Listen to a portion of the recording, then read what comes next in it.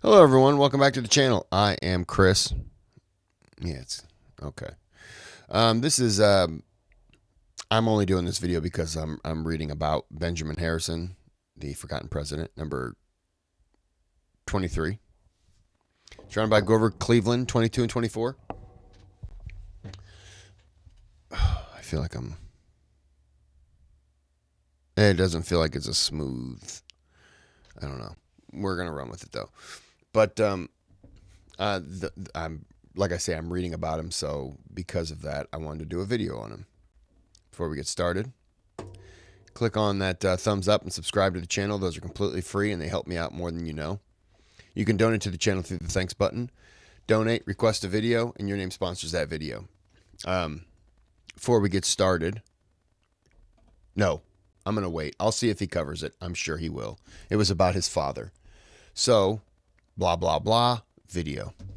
Today's episode is brought to you by CuriosityStream, an incredible and incredibly affordable place to watch thousands of non-fiction movies and shows. More on them in a bit.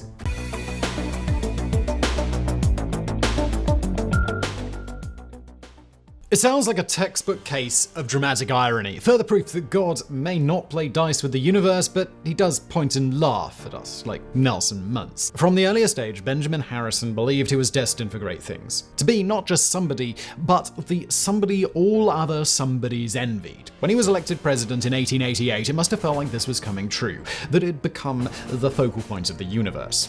And now for the ironic from God. Because while Harrison may have made it to the top, that's not how history remembers him. Voted out after just one term, Harrison today is a model of obscurity. Historians usually rank him 30th or worse on their list of presidential greatness. In 2012, a magazine even named him, only half-jokingly, the most forgotten president of all time. Yet, does Benjamin Harrison really deserve this dire non-reputation? Today, Biographies is delving into the life of the 23rd president and arguing that there was more to Harrison than meets the eye. There's one story, and I don't know if they'll cover it, about when he was a general in the Civil War, which is a pretty ballsy thing, but I'm going to let that one go. I'll jump into it if I don't hear it. When covering 19th century presidents, we often start with a hard-scrabble backstory, the crazy obstacles they had to overcome. Grover Cleveland's dad was dying, for example, leaving him struggling to support the family, or William McKinley was going to fight in the Civil War while still a teenager. But not Benjamin Harrison.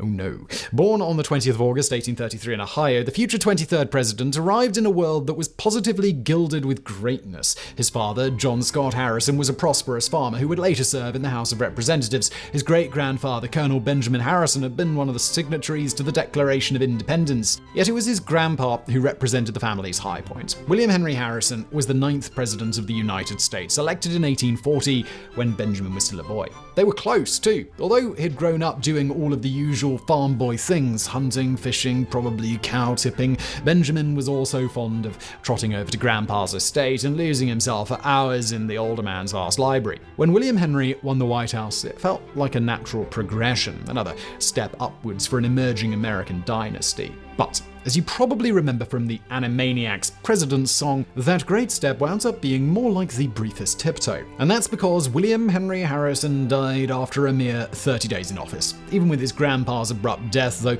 Benjamin seems to have kept his sense of destiny, his sense that his family would return to the top. For all his dad might try to talk him out of politics, the boy became convinced that he would one day do something so great it would overshadow even President Grandpappy. Sadly, this conviction would leave an unpleasant stain on his soul. As he became a fully grown man, well, relatively, he topped out at 5'6", earning himself the nickname Little Ben, Harrison developed a personality you might politely call difficult. If you were being impolite, you'd say he was arrogant and dry, with a manner so cold it was practically Antarctic. His nickname, the human iceberg, should give you some idea how his contemporaries saw him, and just listen to the only two vices he ever indulged in: smoking cigars and eating cucumbers. Yes, if presidential history were a high school movie, Benjamin Harrison would definitely be the nerd getting pantsed by jocks like Andrew Jackson. But while Harrison may have found it difficult to make friends on a personal level, his personality deficits tended to to vanish before a crowd. While 2 minutes alone together would be enough to make you hate him, if you were in a crowd or jury he was speaking to, you'd go away ready to follow him into hell. He was quite the lawyer, and he knew how to talk in front of crowds. He was very comfortable. I wish this thing would just stop glitching on me. Was very comfortable, and was very comfortable leading. When he was in the Civil War, he became a general. So he knew how to talk to people around him. Individually, probably a little difficult unless you really knew him. Was it solely down to his onstage charisma? Harrison worked damn hard all his life, mastering his brief at the expense of sleep and a family life. There's a revealing story from 1857 after he moved to Indiana and became Indianapolis's city attorney. Faced with a poisoning case he needed to prosecute the next day, Harrison zipped over to a doctor's house and borrowed all the books he could find on the effects of poison. He then stayed up all night reading before walking into court the next day and proceeding to wow everyone with his knowledge on the subject. Perhaps it's no surprise his local Republican Party was soon encouraging him to run for state Supreme Court reporter, a post Harrison won in 1860. Yet the joy of winning would be short-lived, because in 1860 a hurricane was poised to sweep through America, a storm of blood and iron that would upend the lives of everyone from the lowliest slave to the brightest star of a political dynasty. We're talking, of course, about the Civil War.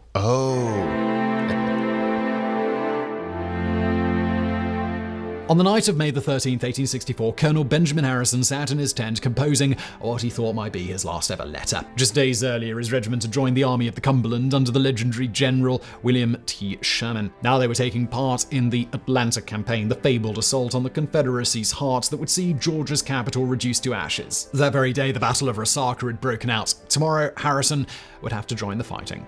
But not before he finished one last letter to his wife. The pair had married in 1853. Socially confident, outgoing, loved by everyone she met, Caroline Lavinia Scott was everything the future president wasn't. Now, Harrison was trying to find words that might soothe her if he never came home. I'm thinking... To be fair, he wrote her frequently, and a lot of times going into the battles, he wrote what he thought would be his last letter. So it's not anything new. I'm on volume 2 of this 3-volume part about him, and the war's over, but he wrote quite a few. I think it was always just to have written that one, just in case something did happen, which does sound kind of ominous, like if you do that, you will die, kind of thing. But he treated it like, if I have the letter and something does happen to me, she knows how I feel. Of you and the dear children, he wrote, I send up to God this night that you should lose a husband and they a father in the fight, that you may find abundant consolation. I know you will not forget me, but let your grief be tempered by the consolation that I died for my country. Just a few hours later, as his words were making their slow way north, Colonel Harrison would lead a semi-suicidal charge on a Confederate artillery battery. It would be a bloody affair, one as ferocious as Harrison had feared, with brutal hand-to-hand combat to secure the guns. But in one important respect, the colonel would be wrong. That letter wouldn't be his last. Benjamin Harrison would live to fight another day. For a guy General Sherman would later commend for his fighting spirit, the story of how the 23rd president got sucked into the Civil War is surprisingly done. While other future presidents like Rutherford B. Hayes and William McKinley signed up after Fort Sumter was bombarded, Harrison was essentially guilted into taking part. In summer of 1862, he visited the governor of Indiana on business, only for the governor to instead go on about how depressed he was feeling because not enough locals were signing up to fight. He kept this up until Harrison volunteered to raise a regiment, at which point the governor was suddenly all like, "Great, I knew I could count on you. Go and get him, Benny boy." Initially, the plan was for Harrison to raise the regiment, train the troops, and then return to civilian life once they went off to fight. But the further things moved, the more guilt Harrison started to feel. Here he was, recruiting men with fine speeches, sending them off into a meat grinder from which many would never return, at least. And he felt like I recruited them, I've earned their confidence to join, I'm training them, and now I'm ushering them off to someone else. And he felt very much responsible for, I owe these people. And so he decided, I'm going to do what they do, and I'm going to go to war. He could do, he finally decided, was to go with them. And that's how Benjamin Harrison found himself with the rank of colonel, leading the 70th Indiana Regiment south to do battle. For those of us tasked with writing about him, this was in many ways the real pinnacle of Harrison's life. As commander, he seemed to have an instinct for dealing with common soldiers, acting the hard ass when he needed to, but also doing things like personally taking coffee to men standing guard on cold nights. Like the best officers, he led from the front, but he also pored over old military books, studying tactics that might give his regiment an edge and a better chance of survival. And clearly it worked. When the Atlanta campaign ended, the Indiana 70th was mostly still intact. Harrison hadn't just survived, but had been promoted to brigadier general. He fully intended to go on, hoping to join Sherman's infamous March to the Sea. Sadly, an attack of scarlet fever laid him low for a month, but by the time he recovered, the Union Army wanted him behind the scenes, training new recruits in South Carolina. He was still there when the war finally ended. For Harrison, the Civil War would always be something he looked back on with horror, as a dirty business where he did his duty and nothing more. Yet he would never forget the men who fought under him, the rank-and-file soldiers who risked so much. And when the time came, the future president was going to fight like hell to reward their bravery. So, he didn't cover it. There's two things. One, he was on a boat, and there were wounded soldiers. They're on this ship going up a river, and they were in or are approaching an area where Confederates had been seen, and they were up on deck, and they're just having a good old time, just relaxing. Some wounded soldiers. All of a sudden, from the tree line, bam, bam, bam, they start hearing shots fired. So everybody gets under deck, and he's telling everyone, get down, get down, get down. He's turning to Arnold Schwarzenegger, get down, get down. He pulls out 2 guns and just starts firing into the woods, standing on the deck, standing tall, just shooting at everyone until they got to safety. Then he went under and asked how everyone was. And everyone's looking at him going, how the hell are you? Like, what was that? What were you doing up there? And he's like, I was just, I was returning fire. And they were all blown, like, there were also civilians on there, and they were just blown away. Like, dude, you were just standing there like bullets don't hurt you. Like, what are you thinking? And he's just like, I'm thinking I was protecting you people. Like, that's what I'm supposed to do. That was one story. The other one was him and his unit. He had a bunch of guys from Indiana. They were, I want to say they were in northern,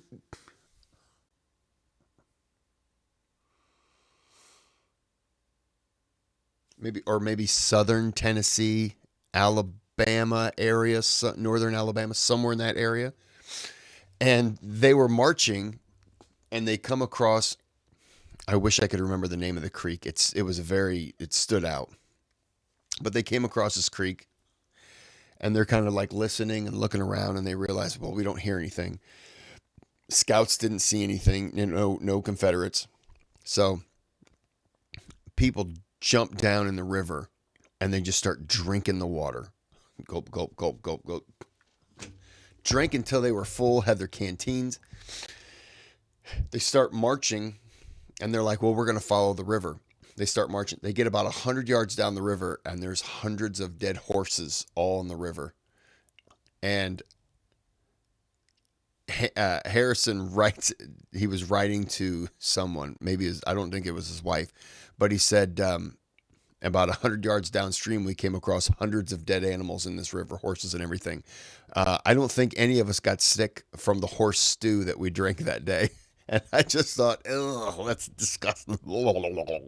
It's hilarious, but it's disgusting.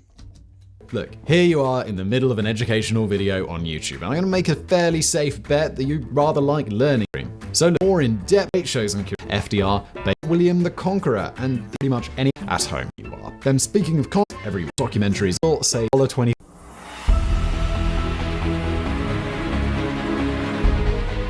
As an officer beloved by his men and admired by his superiors, it's arguable that his Civil War service was the culmination of Harrison's career, the moment where he finally did those great things that he was destined for. But that's not how the man himself saw it. Mustered out on June the 8th, 1865, Harrison returned to Indiana. While he initially seemed content to resume his law practice, it wasn't long before a new ambition began burning in his soul. Little Ben wanted to get into politics. It was a bumpy journey. Harrison tried running for the Indiana Republican gubernatorial nomination in 1872, only to not even win the blessing of his own party. When he did win the nomination 4 years later, he then went on to lose the election. For many political wannabes, this could have been the end, but not for Benjamin Harrison, not in the febrile year of 1876. 1876, you see, was the year of the closest run election in U.S. history. That year, Democrat Samuel Tilden won the popular vote against Republican Rutherford B. Hayes, but neither candidate gained enough votes to win the Electoral College. That's because 4 states returned disputed electors. We'll go into the ins and outs when we finally do our Rutherford B. Hayes video, but the upshot is that for a handful of months, no one knew who would be the 19th president. Benjamin Harrison sure acted like he knew the outcome. As one of Hayes' most vociferous supporters, Harrison made a name for himself publicly backing the Republican, a move that came to be seen as genius when Hayes was awarded the presidency by a single electoral vote. The result was a grateful President Hayes doing stuff like appointing Harrison to powerful commissions, which Harrison used to increase his profile in the party. That meant Harrison being allowed to chair Indiana's delegation to the 1880 Republican Convention, where he again showed an uncanny instinct by picking the dark horse winner, James Garfield. And while Garfield's assassination would mean his short presidency, this is completely off topic. So, I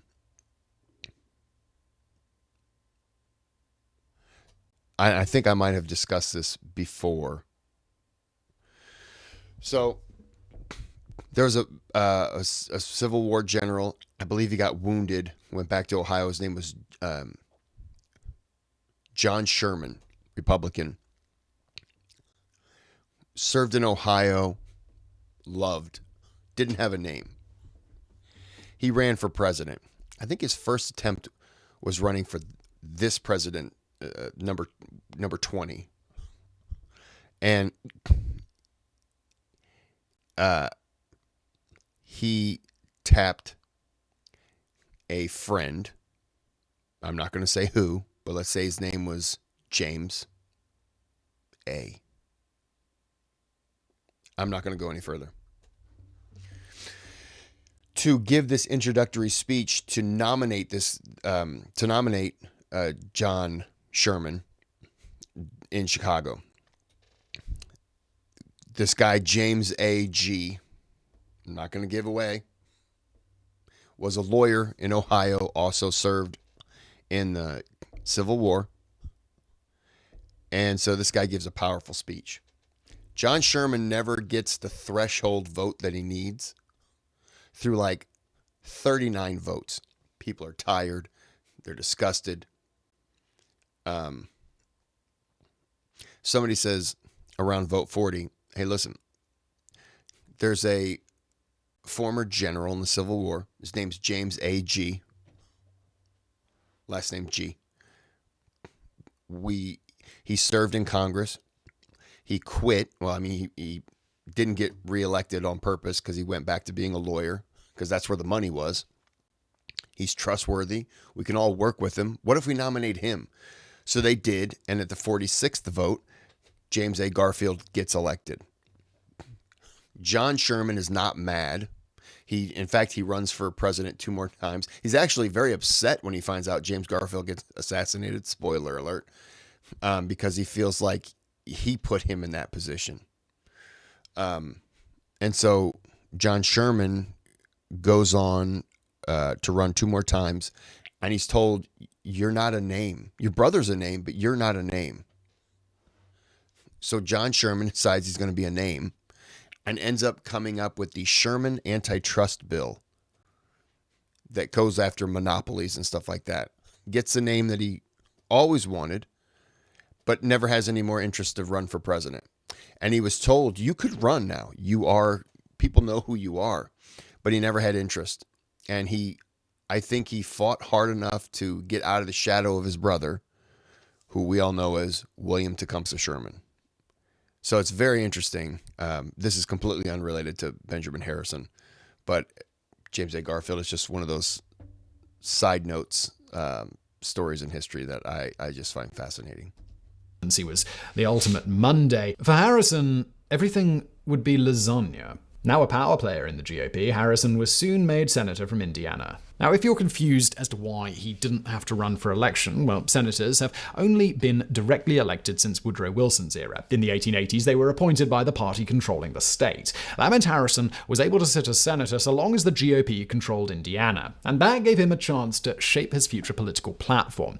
Looking back, it's remarkable how much of his White House tenure is reflected in Little Ben's Senate career. From 1881 to 1887, he fought tirelessly for increased benefits for Civil War veterans, conservation of American wilderness, and the admission of Dakota as a state, this being before anyone decided to split it into North and South. He then continued his uncanny streak for picking winners, or at least not picking the losers. In 1884, Harrison was noticeably lukewarm about his party's nominee, James G. Blaine. Although he didn't follow some colleagues in switching support to the Democrats, he clearly didn't think Blaine was up to the job, nor did the public. Blaine lost to Grover Cleveland that November, the first Republican to lose a presidential election since 1854. And that set up Harrison perfectly for his own shot at the White House. At the 1888 convention, James G. Blaine tried to win his party's nomination for a second time. Fearing a repeat of the party's split 4 years earlier, those in charge desperately cast around for somebody, anybody, who could take Blaine's place. Somebody all factions could live with. They found that somebody in Benjamin Harrison. Running as a rejuvenated Republican, Harrison went toe-to-toe with President Grover Cleveland that November. Well, Okay, so they didn't cover it since they're getting into the presidency, but I wanted to cover it. It's a morbid topic. So on the day that I muted the mic, which was today, that doesn't count. On the day when John Scott Harrison had died, they were going to bury him. Okay, so this is from Google, and it was from the book, so it's pretty much the same. Google didn't write the book, but the facts are the same.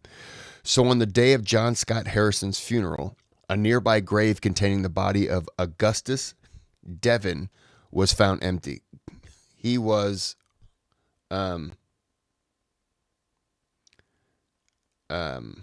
friends with John.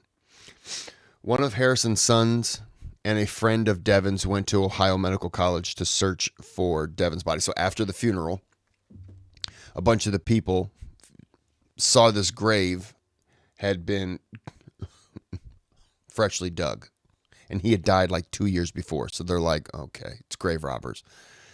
So they decide they're not going to say anything at the funeral because they don't want to alarm anyone. And of course, you're burying your father. You don't want your loved ones to think, oh, so is this guy next? Like, is this a safe graveyard? You know? So after the funeral, some of the guys got together and they went to go look. And so they checked out some of the medical colleges and whatnot. They end up, I think they were with the police. They end up getting into this basement of one of the medical places. John Harrison, Benjamin Harrison, his brother John, they also have a father named John who they just buried. So the brother of Benjamin Harrison, he gets into this basement and he sees like a pulley system, and there's a rope tied and it's up in a pulley and it goes down into this hole. So he goes over and starts pulling on this rope, and it's heavy. And some of the people on the other side of this room are like, yep, there's a body coming up. By the way, this is the next day. They went out looking, and then the next day they started again. And they went to this medical college. So he's pulling up. They're like, okay, there's a body. So one of the cops goes and changes places with the brother, John Harrison, so he can come over and identify this Augustus. He walks around, looks at him, and realizes, oh, that's not Augustus. That's my father. His father, who had been buried less than 24 hours, had been dug up, stripped of his clothes, shaved, and then was hung by a rope in this pit because it was a cold pit and it helped preserve the body.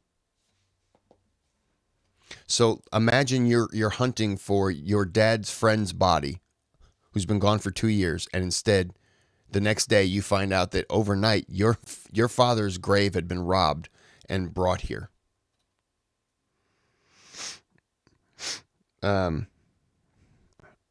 So one of Harrison's sons and a friend of Devon's went to Ohio Medical College to search for Devon's body. Instead, they found Harrison's body hanging from a rope in a chute.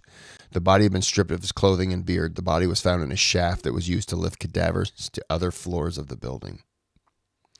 The incident led to the Ohio Anatomy Law of 1881, which provided medical schools with unclaimed bodies. The Harrison estate filed a damage suit against the Ohio Medical College, and Benjamin Harrison was in Cincinnati. He just went to Cincinnati when he was told. He came back, and he's the one who basically, he's a lawyer. So he's the one who basically went against the college. But it's just think about that. You're trying to find, your dad's friend, somebody you knew, trying to find their body. And grave robbing was a big thing back then. And instead you find your father's body because he also had his grave robbed. So he was reinterred or buried again a couple weeks later, and he was buried still next to, he was moved, I believe. And they wanted to move, he was buried near William Henry Harrison. They wanted to move William Henry Harrison, but I don't think that the family allowed it because he's in like a special tomb. But yeah, just think about that. We'll get back to the video, but that's just, it's very unpleasant. We say toe-to-toe, but that sounds much too much like a fight. And while there were some blows exchanged in the press, the 1808 campaign was remarkably civil. Harrison ran on supporting a protective tariff to help American manufacturers. Cleveland ran against it. When the results came in, it was clear who had the better offer. Although Cleveland had won the popular vote by 90,000, it lost the key tariff-supporting swing state of New York by a razor-thin margin. This, combined with Harrison just carrying his own swing state of Indiana, handed the Republicans an electoral college victory. While it might have been an extremely close race, though, Harrison had no intention of governing like a guy with a tiny mandate. Instead, he was going to use the GOP's new trifecta to force through policies that would soon upend America.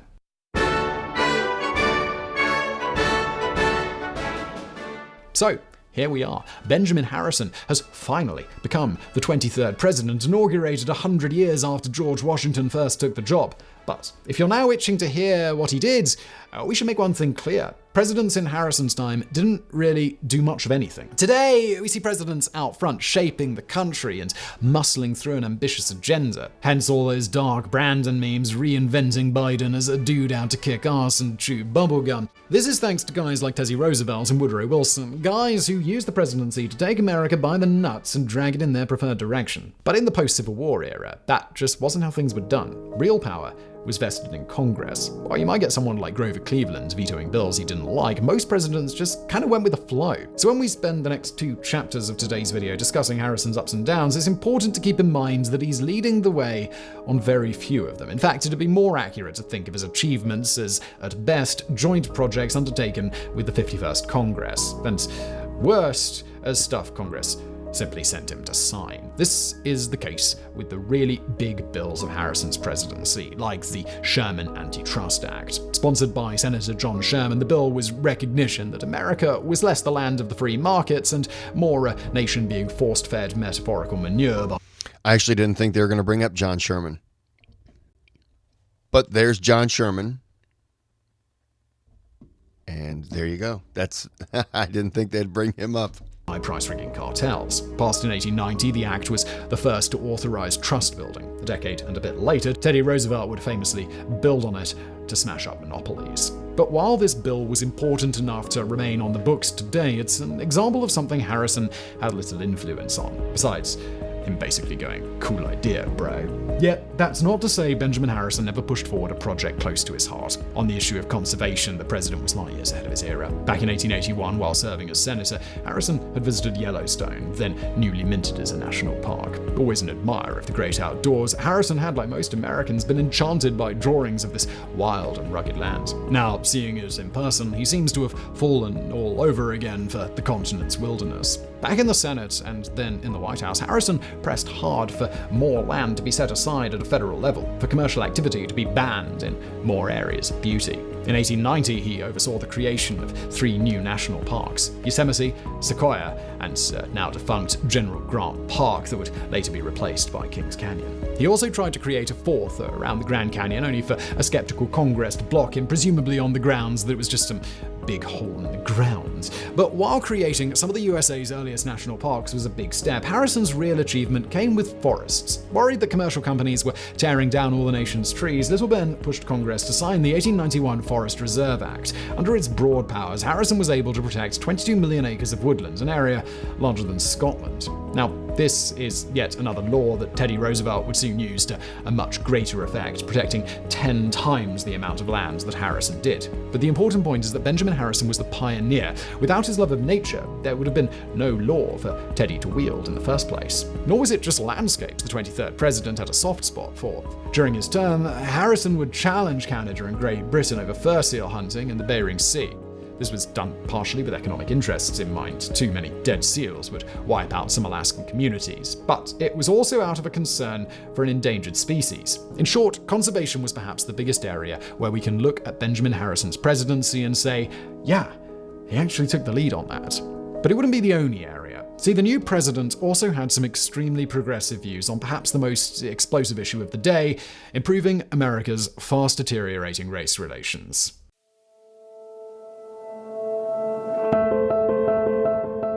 If they gave points for good intentions, Benjamin Harrison would sit somewhere near the top of presidential rankings thanks entirely to his civil rights work. For an era when American race relations were not just approaching rock bottom but already tunneling through the mantle, Harrison was progressive as hell. That meant appointing ex-slave and leading intellectual Frederick Douglass as minister to Haiti. It also meant supporting the federal elections bill designed to re-enfranchise black folk living under early Jim Crow. It also meant backing the Blair Education Bill, intended to boost literacy rates among the poorest African Americans to get around the Deep South's literacy tests. In Harrison's era, these were not small steps, and he backed them up, making speeches where he accused those saying, let the states handle it, of turning a blind eye to racial violence. So, given all of that, why don't we now remember Little Ben as a great civil rights president? The sad answer is because nothing actually got done. While the president pushed these bills, Congress cared way more about arcane stuff like free silver. In fact, they cared so much that some Western Republicans cut backroom deals. In return for joining them on free silver, they'd let the Democrats filibuster Harrison's civil rights stuff. And that's how the rights, prosperity, and even the lives of swaths of black Southerners came to be sacrificed on the cross of silver. All of which handily brings us to one of the administration's biggest screw-ups, the Sherman-Silver Act. Now, we're not going to go into it much here, firstly because we already touched on it in our Grover Cleveland video, and secondly because, well, it's pretty boring. But just know that one of the major debates of the 1890s was whether dollars should be backed not just by gold, but also by silver. The Sherman-Silver Act made this law, mandating the Treasury buy hectons of shiny metal and allowing people to exchange their paper money for either silver or gold. It was supposed to make everyone richer. Instead, it caused a crash of the price of silver, and the nation's gold reserves were almost wiped out when people began exchanging their silver-bought dollars for gold. This was such a monumental mess that it's been partially blamed for the Panic of 1893, the worst depression on record that's not got the word great attached to it. Nor was it the administration's only fiscal disaster. The 51st Congress had a lot of active members, one of whom was future President William McKinley, who authored something called the McKinley Tariff. Coming into force in 1890, it yanked up import taxes on 1,500 goods, the idea being it would protect American manufacturing. In reality, it sent consumer prices through the floor. But then, that was just how the 51st Congress rolled. Having come in with a huge budget surplus, the Republicans had proceeded to spunk it all up the wall, becoming the first Congress in history to appropriate $1 billion. Some of this went on extremely worthwhile stuff like expanding benefits to Civil War veterans, a pet project of Benjamin Harrison, but far too much of it was perceived to be wasteful spending, and voters were outraged. And that doomed Harrison's chances of re-election. The 1890 midterms did to the GOP what a well-timed anvil dropped from a great height does to a wily coyote. The party was smashed, walloped, pounded into the dirt while the Democrats looked on, going, well, meep, meep. They lost 93 House seats, still one of the top 3 shellackings suffered by a ruling party in a midterm. Party stalwarts like William McKinley were swept out on a wave of the brightest. And the new 52nd Congress had no intention of playing ball with the president, hence why the second half of Harrison's term is so empty, so devoid of major achievements, peppered mostly by losses like Congress refusing to approve his plan to annex Hawaii or refusing to authorize money to build a canal across Central America. Had he managed to win a second term, it's possible Harrison could have turned this around, could have found other projects to push forward. But alas, it wasn't to be. After just 4 short years, the American public was going to consign the 23rd president to the dustbin of history.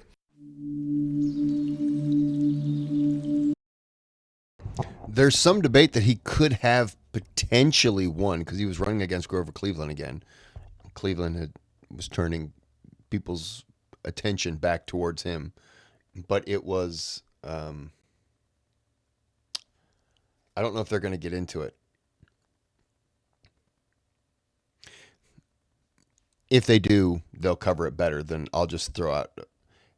Harrison's wife died near the end of his first term, his only term. And he pretty much gave up, didn't care.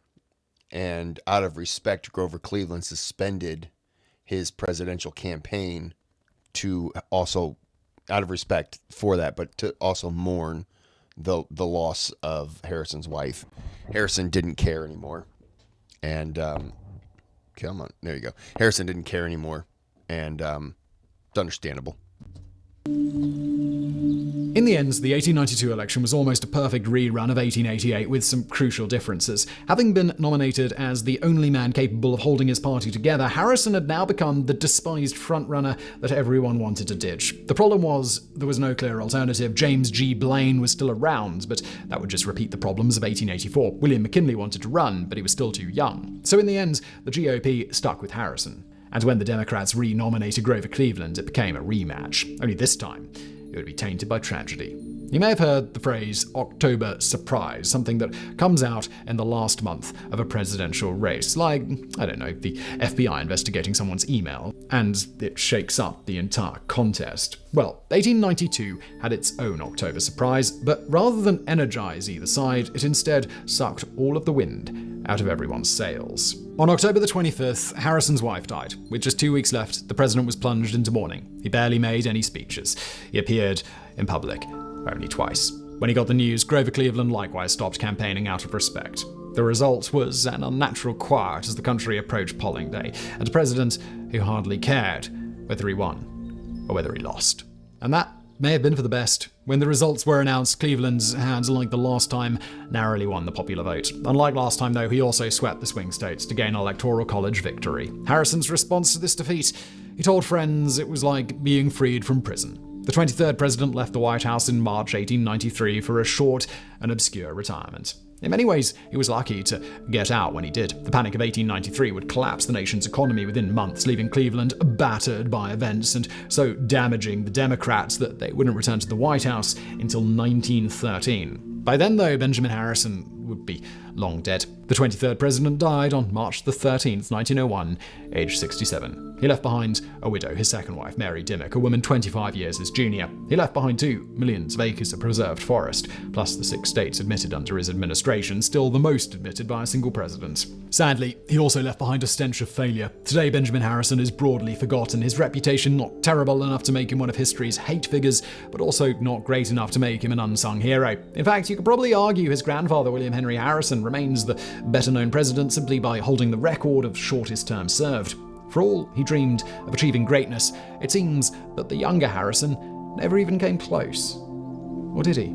As this video has hopefully shown, there was much more to Benjamin Harrison than a simple 4-year blank between Grover Cleveland's 2 terms. This was a man, after all, who was a Civil War hero, a guy who led men into hell and cannon fire and lived to tell the tale. In the White House, too, he was far-sighted, someone who tried his best on both conservation and civil rights, even if the reality often fell short of his ideals.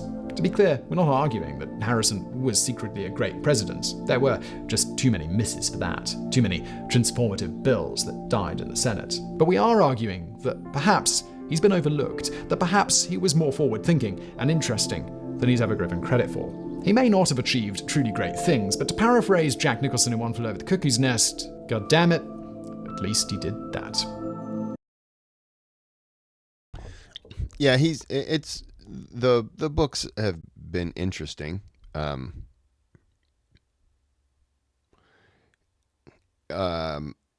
He is coming across as somebody who is very much beloved by the people. But yeah. Okay, well, hope you enjoyed it. Hope you got to know a little bit more about Benjamin Harrison. Plenty of other videos on him. Dig in. But until next time, have a good day, have a good night.